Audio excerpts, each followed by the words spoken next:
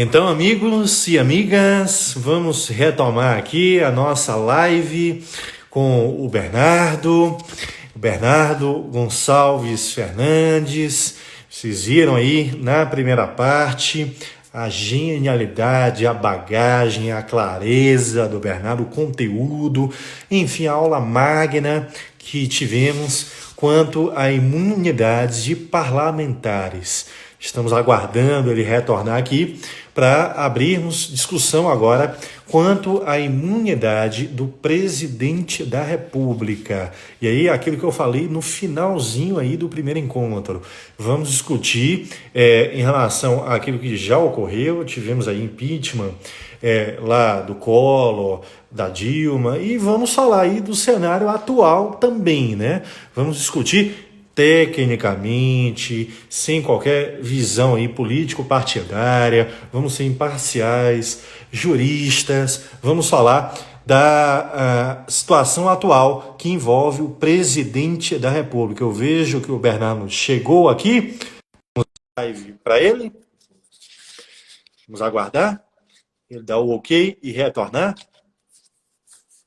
Isso, de volta, Bernardo. Renovamos aí o tempo, estamos à vontade, estamos por sua conta, tá? Não quero te Separei prender aqui, você tanto. me pediu para separar uns livros aqui. Eu separei uns livros aqui que eu gosto, E aí eu para também indicar separei aqui. aqui alguns para te perguntar o que é que você acha, se já leu, dicas, vamos ver, vamos seguir aqui, né? Então, a gente vinha falando aí de parlamentares. Eu não sei se você queria desenvolver um pouco mais, tocar em outros temas. Eu separei aqui para falar do foro, prerrogativa de foro, ou se você quer virar a página e aí já falar de presidente. Você manda. Só para só para colocar algumas questões bacanas aqui, Vai lá. seguinte, sobre a imunidade formal em relação à prisão, que é tanta coisa, Sim, né? sim. É importante falar, e eu já vou colocar logo também em relação ao processo, Uhum, que uhum. nós falamos que ela se aplica aos deputados estaduais e aos deputados distritais, por decisão de maio de 2019, referendando algo que o Supremo já tinha se posicionado no começo dos anos 2000. Né? Citei o Sim. pleito do presidente da Assembleia Legislativa de Rondônia, querendo aquilo que o Supremo aceitava, né? Uhum. E Aham. aí a relativização bacana lá da Carmen Lúcia, de anomalia, muito bacana. Tudo isso que nós Uhum. fizemos. Agora, é Uhum. importante falar que o vereador não tem. Sim, Né? Quem está sim. assistindo aí, quem está aí na vida jurídica, fazendo concurso, né? Os seus seguidores aí, o vereador não tem, tá?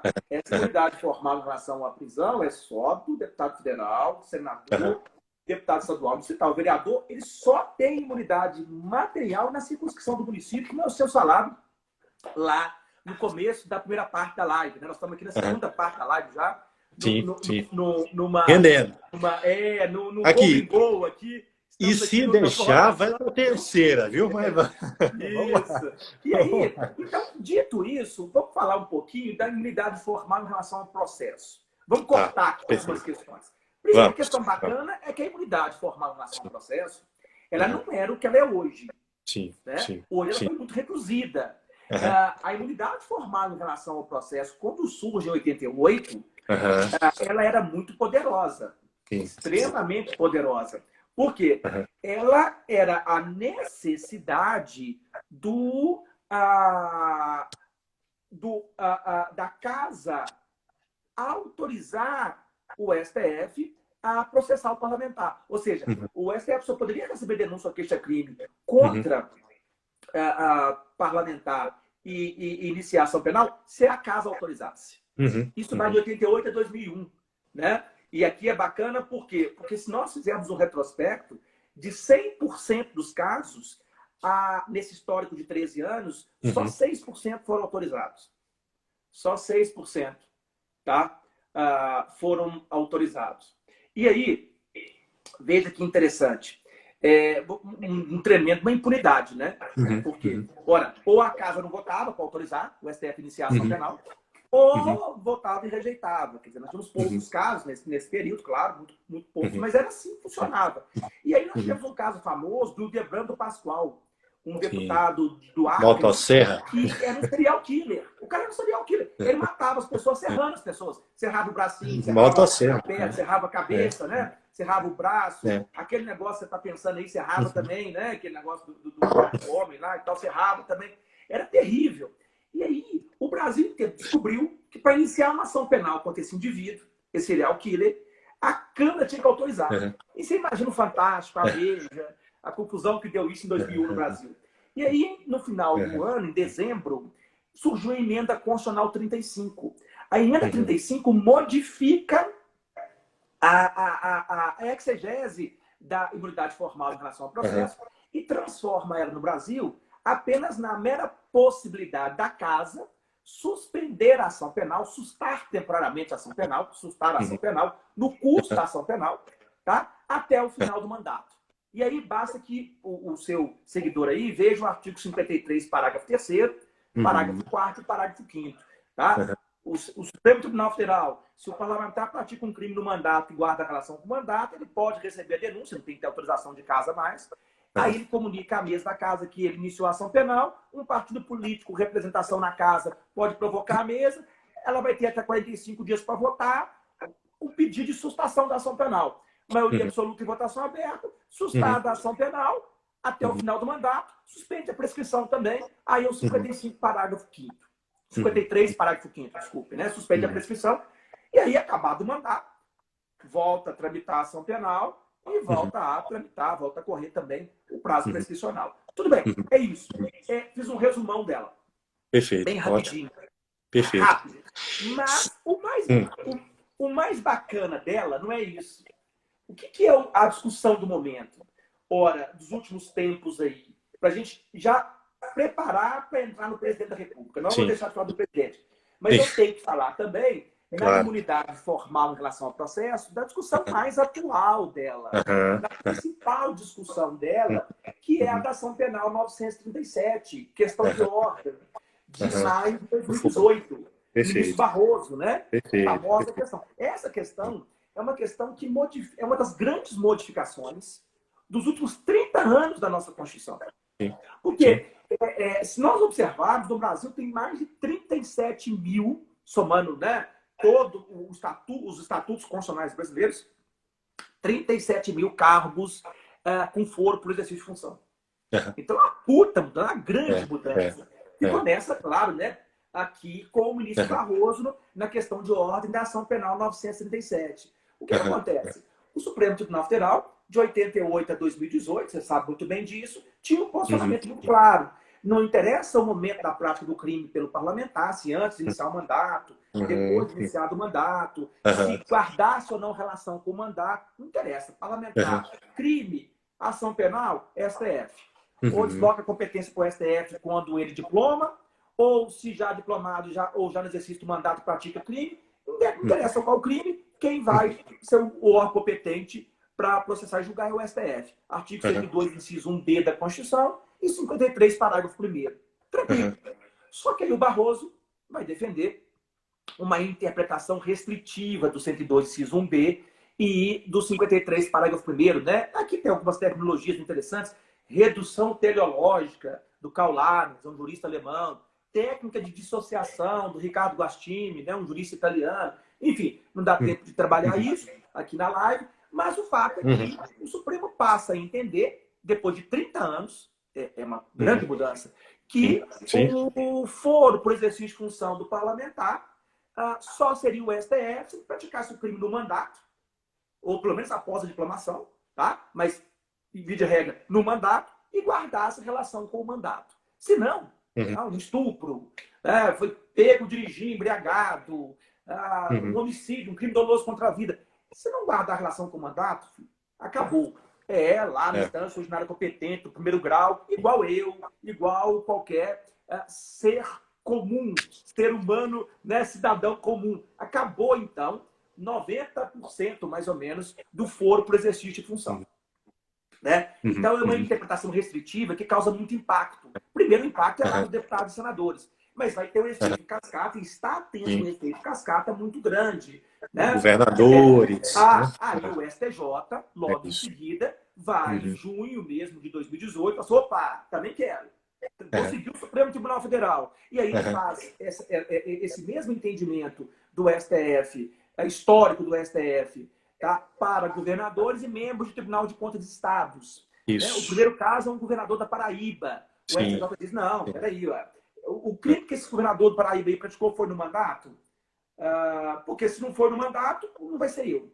Ou se foi no mandato e não guarda relação com o mandato, não é em função do mandato, tá? Por uma corrupção passiva, por exemplo, que é um caso, né, possível. Não, se não for isso, sinto muito, mas não sou eu mais o foro que vou julgar. Tá? Acabou o foro por exercício de função de pelo menos 90%, 95% dos casos. Você entende que a tendência é afunilar mais ainda, porque tem PEC, né? Tem PEC aí para colocar só em altos cargos da República, né? Tem súmula vinculante também. Proposta de súmula vinculante do TOEFL, limitar ainda mais.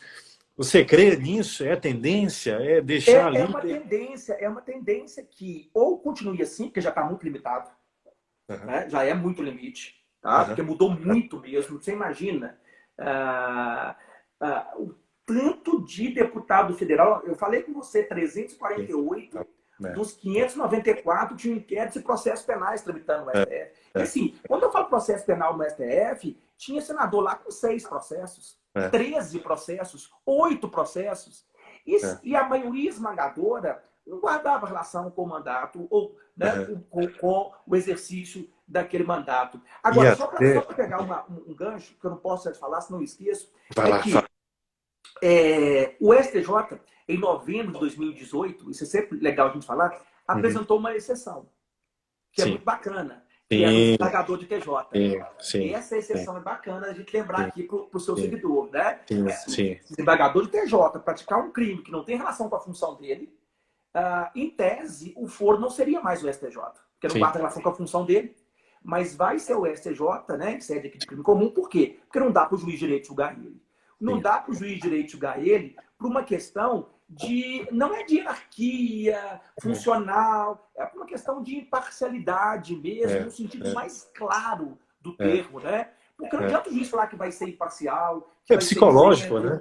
Gente, como é que o juiz vai julgar esse desembargador que amanhã vai ser o cara que vai promover ou não uma lista de merecimento? Remover, né? Remover. E aí, não só aquele desembargador, mas e os outros? Esse juiz aí é aquele juiz mão pesada que condenou o nosso amigo desembargador pela prática daquele crime comum. Vê se pode. Não, esse aqui não vai ser promovido agora, não. Vai esperar mais uns 6, 7 anos aí, 8 anos. Tá? Gente, então, nesse caso, é uma exceção bacana. Tá bom? Isso, bem lembrado. O Aécio caiu em primeiro grau agora, não é isso? Essa semana, né? Aquela denúncia aqui em Minas, né, que desvio, suposto desvio na construção da cidade administrativa, não é isso? 65 milhões que o MPF encaminhou a denúncia, isso foi deslocado aqui para a Justiça Mineira, né, TJMG, né, porque não está mais no cargo em que a época teria ensejado aqui o crime. Né? Bem refletindo bem aí o que você falou. Né? O Supremo mandou deslocar tudo, né? Isso, perfeito. Bernardo, vamos a ele. Seguinte, só aqui o meu resumo, e aí você manda ver aí, a bola é contigo. Imunidades agora, para quem está chegando, né? Falamos aí, discutimos bem, o Bernardo explicou muito bem, imunidades aí na ordem material, na ordem formal, lá em relação a parlamentares. Vamos entrar agora em relação à figura do presidente da República, destacando bem, Bernardo, o teor dos artigos 85 e 86 da Constituição. E eu queria que você desse uma pincelada em relação aos ilícitos que podem ser cometidos, porque temos, de um lado, os chamados crimes de responsabilidade, né? E aí eu queria te ouvir se são crimes mesmo, se tem assim, se envolvem infrações penais, né? E temos chamados crimes comuns, tá? Eu queria também que você falasse a repercussão aqui de cada um desses crimes. Se houver o crime de responsabilidade, como é que se dá o julgamento, regras, discussão é bem aqui ligada ao impeachment, a gente vai falar. Né? E crimes comuns, que aí o julgamento iria competir ao judiciário, ao órgão técnico. E aí eu já emino uma última pergunta para você desenvolver bem, já que eu toquei aqui no tema impeachment, né? O impeachment vai envolver um julgamento muito mais técnico, jurídico, de mérito, ou não só. Isso envolve também aqui discussão política, respaldo político do presidente, interlocução com o parlamento, né? E aí, até conforme a realidade que temos nos Estados Unidos, né? Se você puder traçar aí um paralelo, né, da situação que temos aqui no país, para fechar, né, com os casos que tivemos aqui. Falar um pouquinho do Collor, da Dilma, e encerrando aí, discutindo se há motivos ou não atualmente para se falar em um impeachment. Né? São as diretrizes que eu queria aqui já encaminhar para você. Bom, então, vou tentar ser o mais sucinto, né? Se não der tempo de falar de tudo, a gente falar pelo menos o principal. De cara, vamos lá. A primeira coisa importante é entrar no tema da live, assim, imunidades parlamentares. Nós fizemos um panorama bacana, né? Das imunidades parlamentares. Tinha outras imunidades também, testemunhal, incorporação da massa, estado de defesa. Não deu tempo de falar, tá? Tem muita coisa no meu livro lá, bacana. O caso Zé Dirceu, por exemplo, que eu trato muito bem no meu livro. Sim. Que é o MS 25579, 2005. Enfim, tem vários casos. Agora, vamos lá para a imunidade do presidente. Então, para começar, o presidente tem imunidade, Léo? Essa é uma pergunta bacana. Antes de impeachment, crime de responsabilidade, claro. Mas ele não tem imunidade? Vamos lá. Primeiro, imunidade material. O presidente da República é inviolável civil e penalmente por opiniões, palavras e votos? Ou para alguns até administrativamente, né? Como eu citei lá no começo da live, né, naquela leitura mais extensiva, não só textual da Constituição. E aí? Ora, de cara, o presidente não tem imunidade material. O presidente da República não é inviolável civil e penalmente por opiniões, palavras e votos. Então, a imunidade material ele não vai ter. Agora, porém, tá, isso é um déficit, mas ele tem muitas vantagens. Por quê? Porque ele tem imunidade formal em relação à prisão, que nós estudamos aqui, parlamentar, e em relação ao processo, que nós também falamos aqui para o parlamentar, mas o do presidente é melhor, é mais robusta. Por quê? Vamos começar pela imunidade formal em relação à prisão. Ora, o presidente da República tem uma imunidade formal em relação à prisão mais forte que a dos parlamentares. Se você for no artigo 86, parágrafo 3º da Constituição, você vai ver lá que o presidente da República só pode ser preso após sentença penal condenatória. Enquanto não sobrevier a sentença penal condenatória, ele não pode ser preso.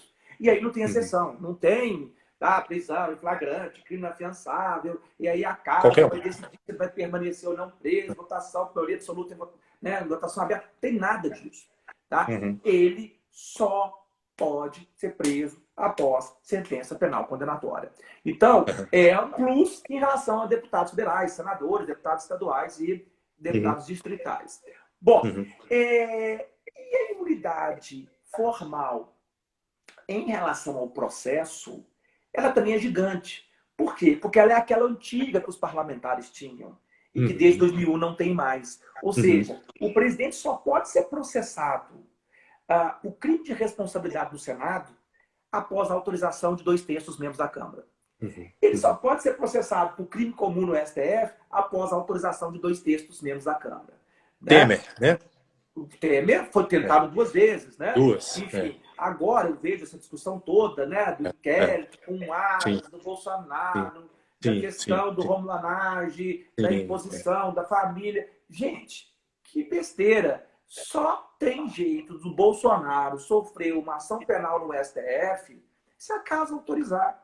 Se o Bolsonaro estiver junto lá com o Centrão ou com qualquer que seja lá os partidos, não vou discutir questão política, É impossível ter autorização. Nós vimos o caso do Temer, ficou muito claro isso, né? Sim. Em duas oportunidades, o Janot ofereceu a Sim. denúncia, o STF disse, olha, eu não posso receber, tem que ter autorização da casa.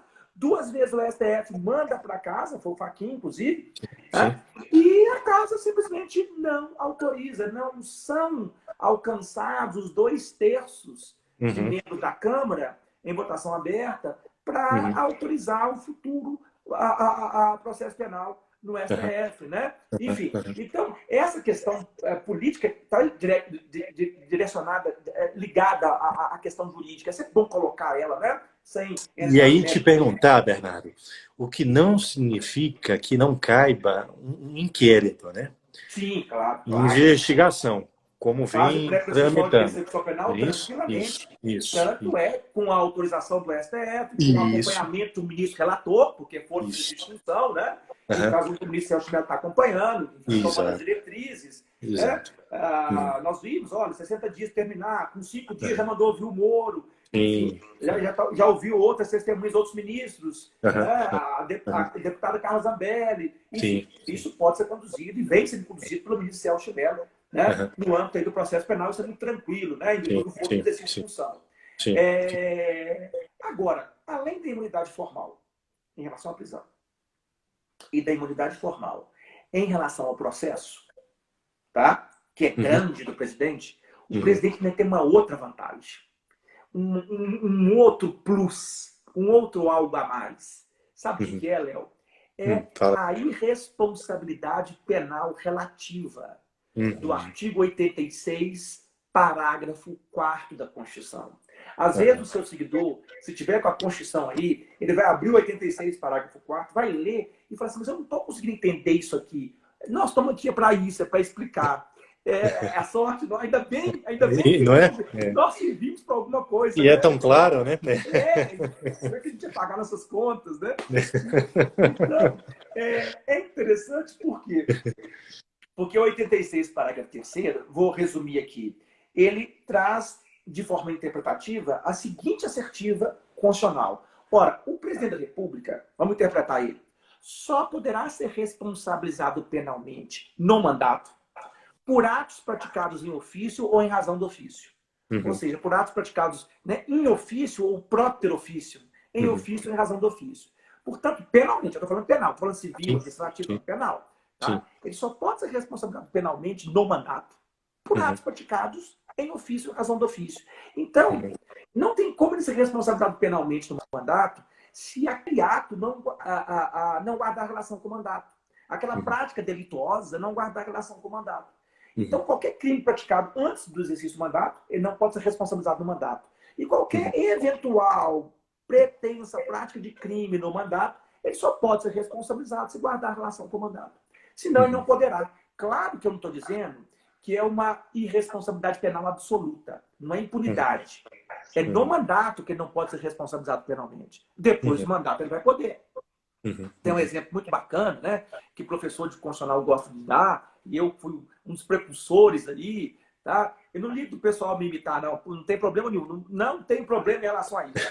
Eu já vi vários aí, tá? Tem uns que me citam lá e tal, outros não tem problema também, são todos amigos, né? Mas tem um exemplo bacana, que é aquele famoso exemplo do presidente da República, né? Está lá na sala do Palácio Planalto, e aí, de repente, dá vontade no presidente de visitar a sua esposa, que fica na sala ao lado. Que realmente fica, tem uma sala, você que não sabe, seguidor do Léo aí, a esposa do presidente da República tem uma sala no Palácio Planalto do lado da sala do presidente. Isso é praxe. Isso aí é uma questão, né, protocolar do gabinete da presidência da República. Né? E aí, ele, com muita saudade, de vez em quando você fica com saudade, né, da Patrícia, não fica? Patrícia, aí você quer ir lá ver a Patrícia? Voltou? Voltou aqui? Voltou aí para você? Porque Voltou. tinha caído para mim. Voltou. Vai, vamos lá. E aí o presidente vai ver a amada. Igual você levanta aí, daqui a pouco vai ver a Patrícia. E aí o presidente da República entra na sala esposa dele, né? Ele, enfim, não vai bater na porta, afinal, ele é o presidente da República, né? Então, não vai bater na porta. E aí ele entra e pega ela praticando a conjunção carnal de novo com o personal trainer dela. Meu Deus do céu. E ele, em cólera, o que ele faz? Ele retira um revólver do seu terno do Salvador Ferragamo, um terno muito chique, e desce projéteis nesse personal trainer, que matam ele. Não, e o pior, você não sabe, Léo, tinha uma câmera escondida da Globo, filmando tudo. Tinha um repórter da Veja, que debaixo da mesa está tirando foto, vai sair na Veja no sábado à noite, assassino. Né? E a câmera da Globo filmou tudo. Aí aquela velha pergunta, o presidente da República, nesse homicídio, ele pode ser responsabilizado penalmente no mandato por esse homicídio que o mundo inteiro viu atônito? Resposta, não. Sinto muito, não. Guarda a relação com o mandato dele. Guarda a relação com o mandato dele. Não guarda a relação com o mandato dele. Então, é um exemplo radical, né? É um exemplo bem... para a pessoa, o exemplo radical, né? O exemplo caricato, ele às vezes funciona. Olha, agora, diferentemente do Temer, com a conversa com o JB, com o Joesley Batista, que ali, olha, a mala do dinheiro do Rocha Loures, né? Ali tem uma corrupção passiva. Se aquela conversa, a prova for lícita, claro, se aquela gravação for lícita, eu tenho enorme problema com aquela gravação, enfim, por N motivos, né? A gravação, né, que já veio de uma armação, junto com o Janot, enfim, ele conduz a conversa, enfim, há uma questão de ser servidor público, funcionário público, enfim, tem relativização lá do princípio, né, da proporcionalidade, da moralidade administrativa, enfim, ministro Marco sabemos tudo, mas a prova, se for lista, eu tenho resistência, mas se ela for lista, aquela conversa ali geraria corrupção passiva, sim, e foi o que o Janot fez. O Janot foi lá e denunciou, porque aí guarda relação com o mandato. Você mandar o seu emissário pegar uma mala com 500 mil reais, em virtude de uma benéfica que você, como presidente da República, vai fazer para aquela pessoa, de um gasoduto, né? Mandar a outra questão foi a questão do Eduardo Cunha. Continua o Eduardo Cunha calado, quieto, vamos manter isso aí. Quer dizer, então ali tem, no mínimo, corrupção passiva. Ali tem relação com o mandato. Tanto que o Janot denunciou. O Janot denunciou, o Supremo mandou para a Câmara dos Deputados, para a Câmara dos Deputados decidir se autorizaria ou não o Supremo a receber a denúncia. Né? Então, dito isso, vamos lá para os crimes. Podemos ir para os crimes? Vai lá, manda ver. Vamos finalizar, então. O caso do crime de responsabilidade e o caso do crime comum. Isso. Vou tentar responder as perguntas de forma bem rápida para você. Seguinte, no caso do crime de responsabilidade, né? Vistas as imunidades do presidente, então, vamos lá. Ora, o crime de responsabilidade, o conceito, né, é interessante. É uma infração político-administrativa definida em legislação federal, praticada pelo presidente da República, que atenta contra a Constituição e especialmente contra o rol do artigo 85 da Constituição. Tá? Perfeito. Bom, vamos lá. Primeira coisa aqui, né? A súmula vinculante 46. E Bernardo, desculpa, a lei 1079, de 50, ela amplia, né? Até o rol, delimita melhor o rol, né? Se cuida aí do rito, né? Vamos ver isso. São duas questões. Primeiro, súmula vinculante 46. Qualquer definição de crime de responsabilidade é por legislação federal. Aí você citou a lei. É a lei 1079 de 50, né? Isso. O governador para o presidente da República, governador, presidente, PGR, ministros do STF, tá ali, né? Todos estão ali. Perfeito. E se for prefeito, é o decreto-lei 201 de 67, que é federal também. Tá? Então não tem legislação estadual, municipal, tá? É tudo aí constitucional. Prevalece aí a legislação federal sobre o vinculante 46. Segunda coisa, esse rol do artigo 85 é um rol exemplificativo. Não é um rol taxativo, não é fechado. Então, nós temos hipóteses de crime de responsabilidade. E aí, você bem citou, a Lei 1079, é até estranho, mas a lei anterior à Constituição, 38 anos antes, mas ela descreve, praticamente tipificando, uma série de condutas que envolvem esse rol do artigo 85 da Constituição de 88. Quer dizer, a Constituição de 88 olhou para a lei, ela olhou para a lei e colocou 7 incisos que são explicitados pela lei de 38 anos antes. É interessante isso, né? Então, teve um diálogo aí do Constituinte originário com a lei de 1950, a lei 1079 de 50. Então, são 7 hipóteses, né? Esse rol é exemplificativo. O Antônio Augusto Anastasia, no parecer dele lá no Senado contra a Dilma, até me cita. Eu fiquei até muito honrado ele me citar na página 53 lá do parecer dele. Só que é engraçado. Ele me cita, só que ele não leu o parágrafo de baixo do meu livro. E fala o contrário do que ele fala. É surreal. Ele me cita, eu fiquei honrado, não obrigado, senador. É uma questão histórica, o parecer da Dilma, né? Só que você não saber. Aí eu falei, senador, só tem um problema. No parágrafo de baixo do meu livro, eu falo o contrário do que o senhor está falando. Como é que é isso? Ou seja, vale o quê? Ele escolheu o que ele queria citar no meu livro, né? Sabendo que no parágrafo de baixo eu falava o contrário dele, mas ele escolheu o que ele queria citar no meu livro. Eu não briguei, enfim, afinal de contas, está lá citado, né? Mas fica o registro que a minha posição é diferente da dele, tanja isso, porque o parágrafo de baixo diz ao contrário do que ele estava dizendo no parecer dele.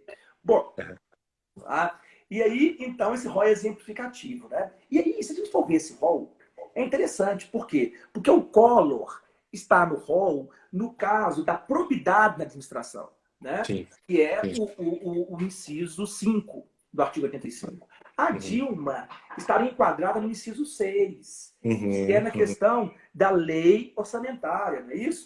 Sim. Tá lá a questão da lei orçamentária, no inciso 6.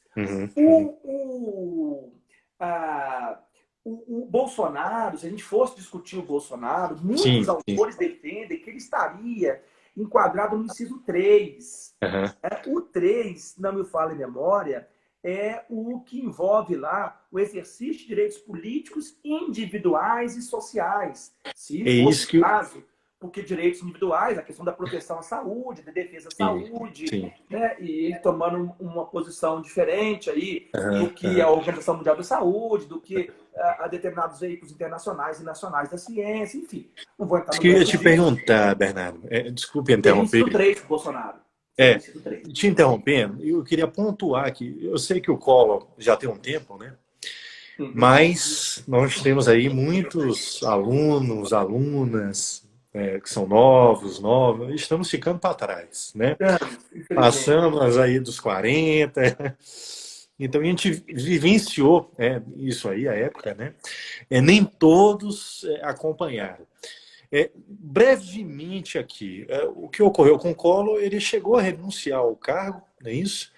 Mas mesmo assim ocorreu a suspensão dos direitos políticos. Vamos lá. Comentário se isso mudou, né? Vamos ver. Vamos ver o procedimento aqui. No crime de responsabilidade, que é o que nós podemos falar primeiro, tem 2 fases básicas. Porque, desculpa, aí eu queria te perguntar da Dilma, porque a Dilma, ela houve a procedência da acusação, não é isso?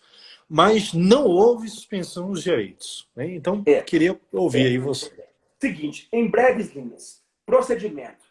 Primeira fase na Câmara dos Deputados, tem uma denúncia barra acusação. Eu chamo de denúncia barra acusação porque não é uma denúncia no sentido estrito, lá no âmbito penal, que vocês trabalham no penal. Então, a denúncia barra acusação por um cidadão, né? O artigo 14 da Lei 1079 de 50 diz isso. É aquele dotado de capacidade eleitoral ativa, que ele indica as obrigações eleitorais. Notícia do fato, né? Isso, sim. Miguel Reale, né, Júnior. E aí, o presidente da Câmara vai decidir se instaura ou não o procedimento. É muito poder para o presidente da Câmara, viu? É muito poder para esse indivíduo. E só descobrir isso agora, né, com o Eduardo Cunha. É interessantíssimo, né? Léo, o Brasil é um país muito louco. A lei é de 50, e só descobrir que a lei tem esse problema agora em 2015. Perceberam, né? Descobrir isso agora, né? Que é muito poder para o presidente da casa. Bom, o presidente da casa instaura, é eleita uma comissão com 65 deputados permitiam parecer, os fadados sem parecer no parlamento, né? Tem direito de defesa do presidente, 10 sessões, também a acusação participa, o parecer é feito, vai a plenário, o plenário decide, então, se a Câmara pode ou não autorizar um futuro processo no Senado, né? A Câmara, no caso da Dilma, vamos pegar no caso Dilma, depois eu volto no caso Collor, tá? No final eu volto no Collor, porque o caso Dilma é mais recente, está na cabeça de todo mundo. E aí, a Câmara, no caso Dilma, tá, decidiu por 367 votos É 2/3, né? Uhum. Dois Uhum. terços de 513 é 342. Então, 25 a mais, 337. Uhum. A decidiu iniciar, decidiu autorizar o Senado se o Senado quisesse, claro, a Uhum. iniciar um processo de crime de responsabilidade. Vejam que o ministro Barroso, na DPF 378, deixou isso muito claro. A Câmara dos Deputados não é um tribunal de pronúncia. Tá? Ela faz um juízo, né, de condição aqui, se o chamado juízo que nós chamamos de condição de procedibilidade, se Isso. pode ou não haver um futuro processo no Senado. Tá? Juízo de admissibilidade, não é isso? Isso. Tá? É, Esse juízo de admissibilidade é uma condição de procedibilidade para que possa ter isso. um futuro processo no Senado. Por que eu estou dizendo isso para você? Perfeito. Porque Uhum. essa decisão do Barroso, da DPF 378, derrubou todos os livros de constitucional do Brasil. Todos os livros derrubados. Por quê? Porque nós ainda estávamos na lógica da interpretação lá da lei de 1079/50, à luz da Constituição de 46. Qual que era? Uhum. A Câmara autoriza e o Senado processa. Uhum. Mas, quando a Câmara autoriza, o Senado é obrigado a processar. O Senado estaria vinculado à decisão da Câmara. O Barroso disse, não. Sabe por que não? Porque é o Senado que processa, não é? Uhum. Se é ele que processa, ele é que vai decidir se inicia ou não o processo. Olha, ele processa. Então, gente, é muito lógico isso. Se ele é o órgão que vai processar e julgar, ele tem que decidir se vai processar ou não. Se ele é que processa. Então, a Câmara autoriza um futuro processo no Senado, mas o Senado vai decidir se processa ou não, porque ele que processa. Então, ele não está vinculado à decisão autorizatória da Câmara. Sim. E aí, o quórum para o Senado autorizar seria um quórum de maioria simples. Tá? De maioria simples. Então, a Câmara autoriza... Porque é diferente, Bernardo, me conserte se eu estiver errado. Nos Estados Unidos, com o Trump, né? No primeiro momento, se houver, digamos assim, o segmento, ele já é empichado, é o termo? É isso? Impeachment é impedimento, né? Retirado do cargo. Sim. Ok. Sim. Vai. Mas aqui Sim. no Brasil, então, como essa fase é diferente, né? As fases são diferenciadas. O que acontece? A Câmara autoriza, o Senado é obrigado ou não a iniciar o processo? Não, não é. Desde a DPF 378 que não é. E aí o Senado iria decidir por maioria simples se inicia ou não o processo. Se por maioria simples ele decide iniciar o processo, o presidente fica suspenso suas funções por 180 dias. Aí tem aquela cena famosa da Dilma descendo a rampa, né? Com Lula com o cabelo em pé, assim, todo assim, e fazendo aquele discurso e tal. E aí, o presidente da República fica suspenso suas funções por 180 dias, tá? E quem conduz o processo e o julgamento é o presidente do STF.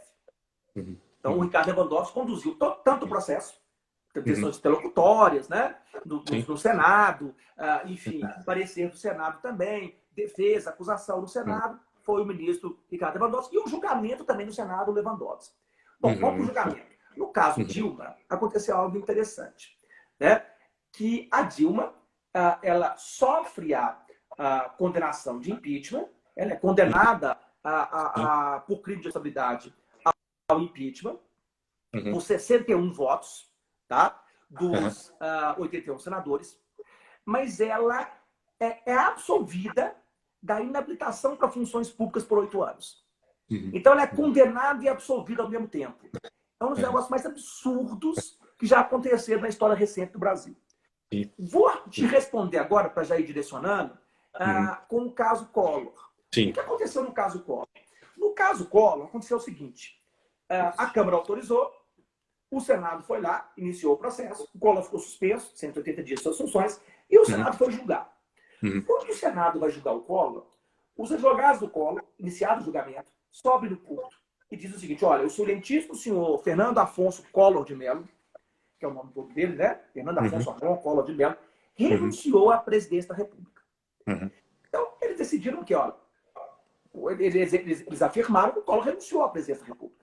E aí eles levantaram a seguinte tese. A tese é bacana, a tese inteligente. É uma tese, inclusive, de um ministro do STF, que era o Paulo Brossard, que tinha um único livro sobre impeachment do Brasil decente. Era o Paulo Brossard, do Rio Grande do Sul.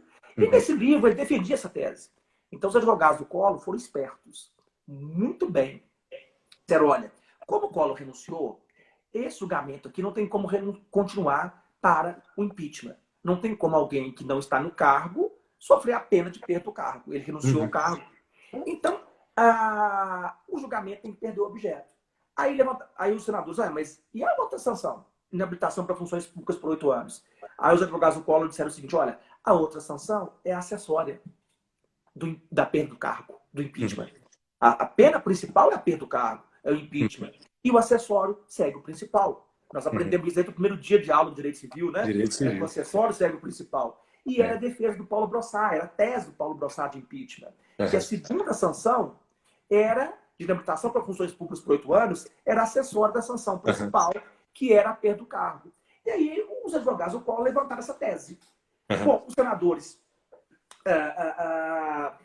o presidente do STF conduziu o julgamento, pediu um intervalo. Vamos aqui, é uma questão de ordem, nós temos que pensar, intervalo, está suspensa a sessão. E aí voltou 15 minutos depois, 20 minutos depois, com um quesito. O quesito era o seguinte, para resolver a questão de ordem. O quesito era, senhores senadores, ambas as penas são principais? Ou nós temos uma pena principal e uma pena acessória? Porque se nós temos uma pena principal e uma acessória, todo o julgamento, todo o processo perdeu objeto. Nós temos que arquivar aqui por perder objeto. Por quê? Porque ele renunciou ao cargo, a outra pena, se for acessória, o acessório acompanha o principal, o processo perdeu objeto, vão todo mundo para casa. E o Collor poderia voltar nos braços do povo na próxima eleição, como vítima, né? No Brasil é assim, né? O Brasil adora vítima, né? Bom, porém, se ambas as penas são principais, não tem como condenar ele a perda do cargo, ao impeachment. Não tem como, tá? Mas nós vamos continuar o julgamento para inabilitação para funções públicas por 8 anos. Os senadores decidiram por 73-8, eram 81 senadores, né, como são hoje, tá? Que ambas as penas eram principais e que o julgamento poderia continuar para outra sanção. Inabilitação para funções públicas por 8 anos. E continuou e ele foi condenado por 2/3 dos senadores, por 76 senadores dos 81, a inabilitação para funções públicas por 8 anos. Isso aí em 92 para 93, o Collor só volta no ano 2000 a política, né? Ele até tenta no STF, via mandado de segurança, reverter isso. O Supremo diz, sinto muito, o Senado é a instância única e originária nesse caso. E até hoje, até hoje ele tem um discurso de vítima, de que foi, né? Enfim.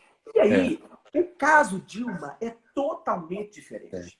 Tanto é diferente que na hora que o ministro Lewandowski começa a armação, que na verdade foi uma armação dele com o Renan Calheiros, né? com a Cátia Abreu, com alguns senadores do PMDB, né? O PSDB nem sabia, o PSDB foi feito de surpresa no dia da sessão, de julgamento. Tá? O Collor se levanta e vai, se inscreve e discursa contra o que estava sendo feito. Porque o Collor vai dizer, olha, o meu caso é diferente da Dilma. Vocês estão querendo fazer a mesma coisa? Não, eu renunciei e o julgamento continuou para outra sanção. No caso da Dilma, não. Por quê? O que acontece no caso Dilma? Vamos lá. No caso Dilma, a Dilma não renuncia. Ela paga para ver. Inicia o processo no Senado, com a condução do ministro Ricardo Lewandowski, o processo tramita, ela se defende, ela inclusive vai no Senado se defender depois, né? Dão esse espaço a ela, além dos advogados, enfim.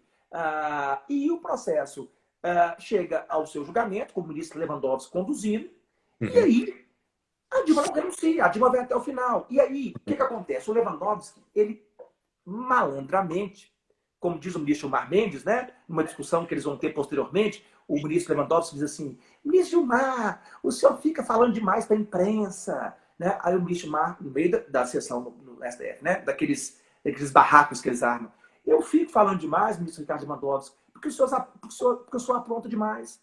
Quem mandou fazer aquilo que você fez no julgamento da Dilma? Aí eu tenho que ir para a imprensa falar, explicar as burradas que o senhor faz. Né? Quer dizer, é um brigando com o outro. Né? Essa semana foi o Marco Aurélio com o Alexandre de Moraes. E aí, o Lewandowski, o que ele faz? Ele levanta a tese de que deveria ser quisitado o julgamento em dois quesitos.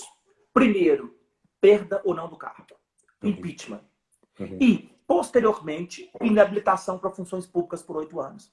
E o mais legal, nesse caso, é que o Lewandowski está com todo o arcabouço jurídico já pronto para as eventuais antíteses à tese que ele está levantando. E aí os senadores começam a discutir com ele, sobretudo os que são pegos de surpresa, né? Porque não sabiam da armação. E ele tem um arcabouço jurídico para fundamentar. Ele já chegou com a tese pronta. Interessantíssimo isso. Acompanhe a sessão para você ver. Lá é histórica, está lá no YouTube. Sim, e aí, ao final, a tese dele sai vencedora, né?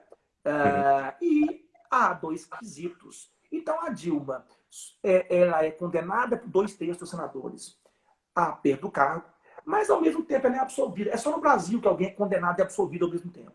E o pior, Léo, o pior é o quê? É que fica claro o transbordamento do limite semântico do artigo 52, parágrafo único da Constituição. Aí é uma questão hermenêutica. Né? Nós, na hermenêutica, com Friedrich Miller, né? O Levi Streck, alguns que gostam de trabalhar na hermenêutica pós-positivista, fica muito claro que o seguinte, não é porque o texto da norma não é a norma, que a norma pode ser qualquer coisa. A norma é resultado de um processo de concretização que envolve o texto da norma. Embora a norma não seja só o texto dela. Mas não é porque a norma não é só o texto dela que nós podemos fazer qualquer coisa com o texto. Usurpar o texto, rasgar o texto e fazer outro. Quem tem que fazer isso é legislador, não é poder judiciário. Né? E aí fica claro isso nesse julgamento. Na hora que nós pegamos o 52, parágrafo único, lá está assim, 52, parágrafo único da Constituição. E perda do cargo, impeachment, com inabilitação por exercício de funções públicas por 8 anos. Né? Ou, talvez, porém, tá?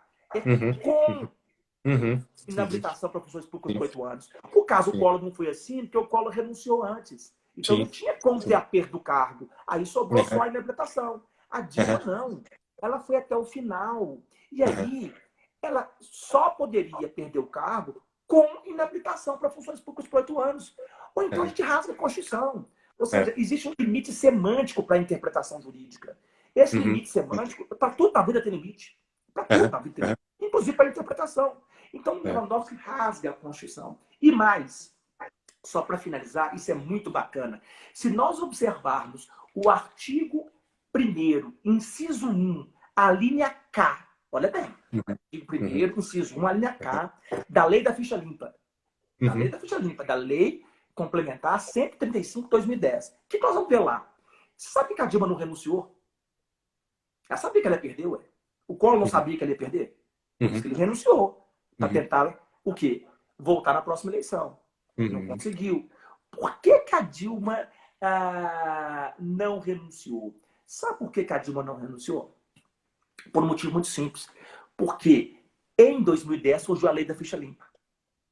E a Lei da Ficha Limpa não tinha na época do Collor, 92. E a Lei da Ficha Limpa diz o seguinte, no artigo 1º, inciso 1, linha K, que qualquer procedimento que possa levar o presidente da República à perda do mandato por infringência da Constituição, já instaurado, ou que está para ser instaurado, já tem documento para instauração, se o presidente renunciar, ele fica inelegível. Aí não é funções públicas como um todo, né? Mas o que ela queria mesmo, que é só inelegibilidade. Tá? É a principal função pública, né, para eles. Ele fica inelegível pelo tempo restante do mandato e por mais 8 anos. Veja bem, não é 8 anos da decisão, não. É pelo tempo restante do mandato e por mais 8 anos. Então, se a Dilma renuncia em 2016, antes do julgamento no Senado, ela ia ficar inelegível, mesmo se não fosse condenada. Você não ia ser. Ou se fosse, não interessa. Ela ia ficar inelegível pelo restante do mandato, o mandato 2015 a 2019, 1º de janeiro de 2019, e depois de 2019 por mais 8 anos. Até o ano de 2026, 27, até janeiro de 2027. Então, ela não podia renunciar porque ela ia ficar inelegível até 2027, pela Lei da Ficha Limpa. Então, veja bem, a Dilma não renuncia, tá? Ela não renuncia, é condenada. Ela é condenada. Ela praticou crime. Eu acho que não praticou, mas enfim. Pelos senadores, ela praticou. Ela praticou para os senadores crime de responsabilidade. Tá? E aí, ela não ficou inelegível. Ou seja, ela foi condenada e não ficou inelegível. Se ela renuncia, ela não ia ser condenada, porque ela renunciou, e ia ficar inelegível. Esse é o sentido do Brasil. Se ela renuncia, ela não ia ser condenada. Ela renunciou, não ia ter como ela ser condenada. Tá? E ela ia ficar elegível até 2027. Como ela não renunciou e foi condenada, ela não ficou inelegível. Por quê? Porque ela foi condenada a perda do cargo, mas foi inabilitada para funções públicas. Ou seja, Brasil, né? Do Brasil. A pessoa que não é condenada ficaria inelegível. E a pessoa condenada não ficou inelegível. Quer dizer, Inversão. condenação